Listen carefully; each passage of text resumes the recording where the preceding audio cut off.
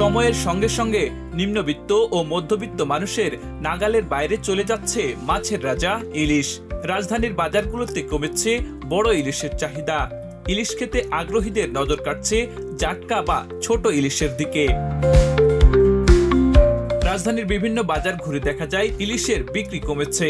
বিক্রেতারা অধীর আগ্রহে ক্রেতার অপেক্ষায় বসে আছেন। দাম বেশি হওয়ায় বড় বা মাঝারি ইলিশে আগ্রহ কম। তুলনামূলক কম দামের জাটকা ইলিশের চাহিদা বেশি। পাইকারি বাজারে 1 কেজির বেশি ওজনের ইলিশ বিক্রি হচ্ছে 2400 থেকে 3000 টাকায়, আর 600 থেকে 900 গ্রামের মধ্যে ইলিশের দাম 1200 থেকে 1800 টাকা আঁকা হচ্ছে।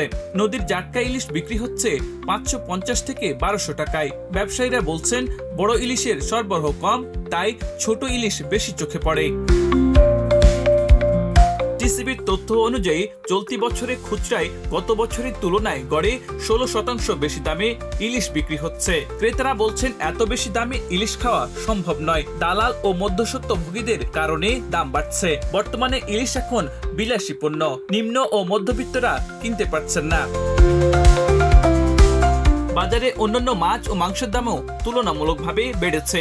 রুই মাছ বিক্রি হচ্ছে 350 থেকে 450 টাকায়, চিংড়ি 800 থেকে 1600 টাকার মধ্যে, আর গরুর মাংস 740 টাকা এবং ছাগলের মাংস 1100 টাকা কেজি দরে বিক্রি হচ্ছে। আব্দুল হাকিম, প্রজন্ম 24।